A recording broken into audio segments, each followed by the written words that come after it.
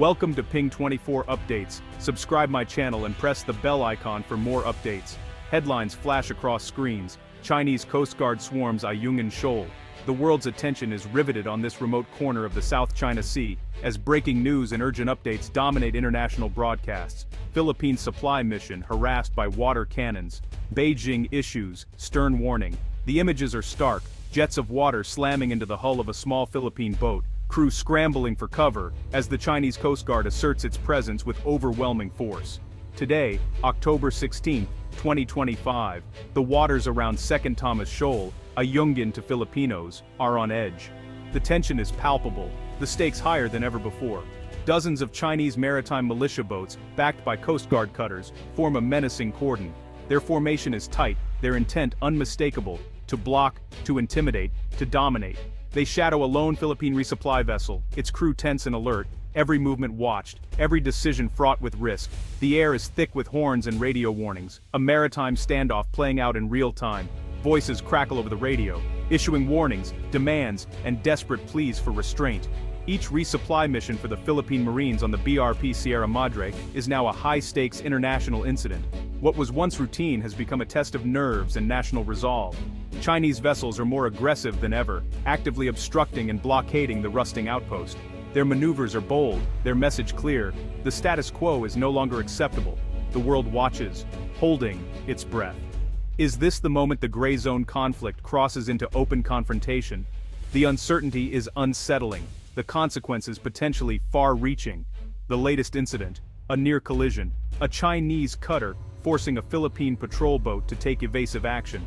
The margin for error is razor-thin, and a single miscalculation could spark a wider crisis. Video footage shows the massive Chinese ship bearing down, water cannons ready. The threat is not just implied, it's visible, immediate, and unmistakable. This is not peaceful resolution, it's calculated intimidation, testing the resolve of the Philippines and its allies. Every maneuver is a message, every standoff, a signal to the world. Beijing's message: we control these waters, and your presence is tolerated only for now. The balance of power is being challenged, one confrontation at a time. The international community responds with concern. Statements of condemnation and calls for restraint echo from capitals around the globe. Washington reaffirms its commitment to the U.S.-Philippines Mutual Defense Treaty. Joint exercises and diplomatic visits underscore the seriousness of the alliance.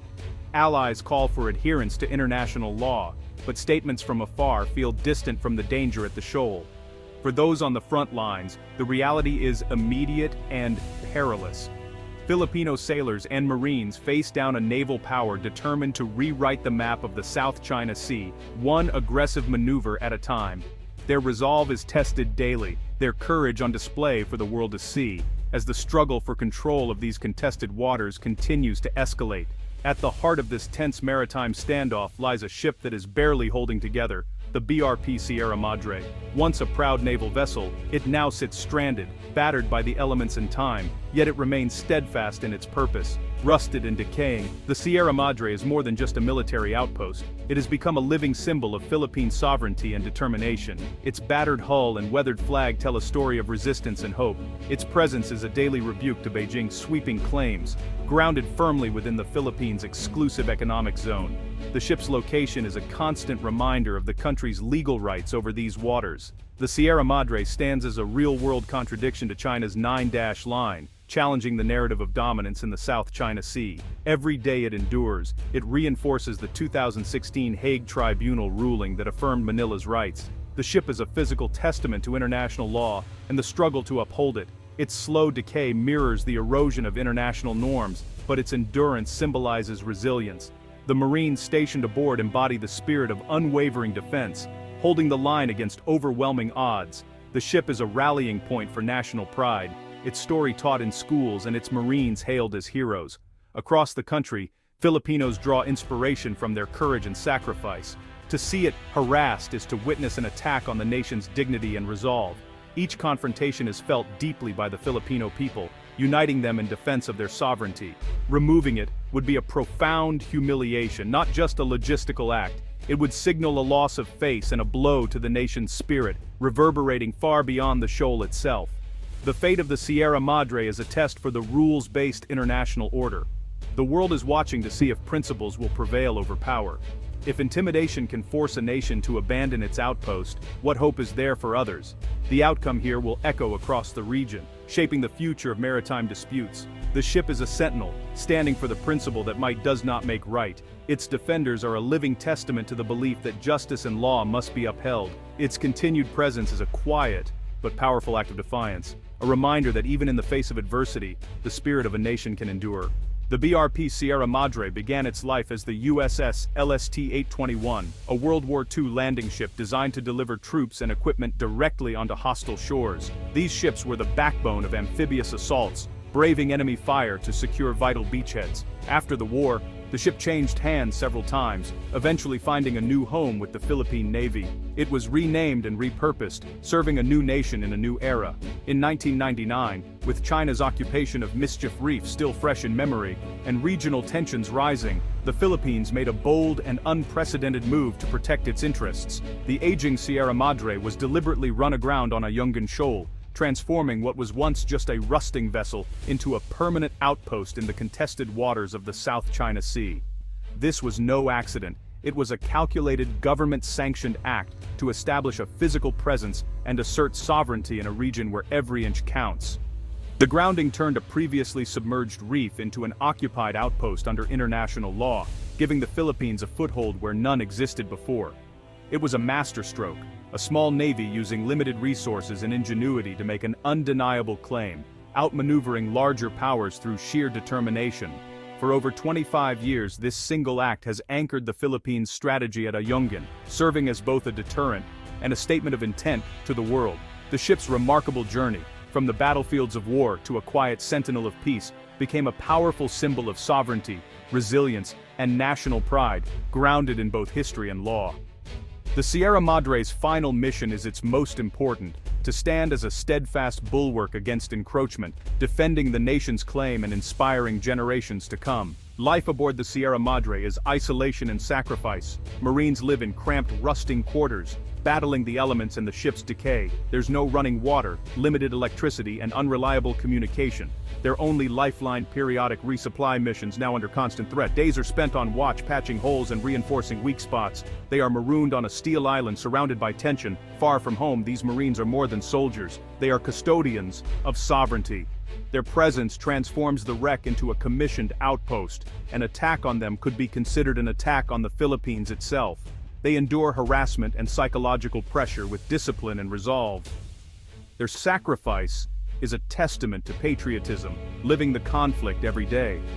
Their lonely vigil is the human face of the struggle for sovereignty in the South China Sea. Ayungin Shoal may look like a mere reef, but it's a strategic prize. It sits within the Philippines' exclusive economic zone, near resource-rich Reed Bank. Control means access to vital oil and gas, crucial for the Philippines' future. If China seizes the shoal, it could build another military outpost, projecting power deeper into Philippine waters. This would threaten sea lanes and complete a chain of Chinese bases in the Spratlys. The South China Sea is a global artery. Over a third of world shipping passes through. Freedom of navigation is at stake. China's actions threaten this principle. For ASEAN neighbors, the stakes are existential. Ayungin is a barometer for China's regional ambitions. If the Philippines is pushed out, it sends a chilling message to others with disputes. The fight for Ayungin is about the future of regional security and sovereignty. China's strategy at Ayungin is a masterclass in gray zone tactics, coercion just below open conflict. Instead of Navy ships, China uses Coast Guard and maritime militia to harass and blockade. Militia boats swarm, cut off, and use water cannons, aggressive but not overtly warlike. The goal: make the Philippines' position untenable, hoping the Sierra Madre will collapse from neglect.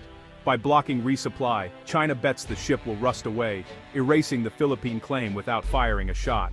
This exploits ambiguities in international law and defense treaties. What counts as an armed attack? China keeps pushing the line, testing Manila and Washington's resolve. It's a psychological game, forcing adversaries into a reactive posture. The long game: wear down the Philippines, avoid open war, and win by attrition. The Philippines has drawn a red line. Any attempt to remove the Sierra Madre or harm its Marines will have severe consequences. This warning is a crucial deterrent, signaling to Beijing that Manila's patience has limits. The The red line's credibility depends on Manila's resolve, and its alliance with the United States. The Philippines is deliberately vague about its response, forcing China to calculate the risks. Strategic ambiguity complicates Beijing's decision-making, raising the stakes of aggression. For the Philippines, it's a declaration: sovereignty is non-negotiable. For China, it's a challenge to its narrative of dominance. With explicit US backing, Manila's warning turns a rusting ship into a potential flashpoint for superpower conflict.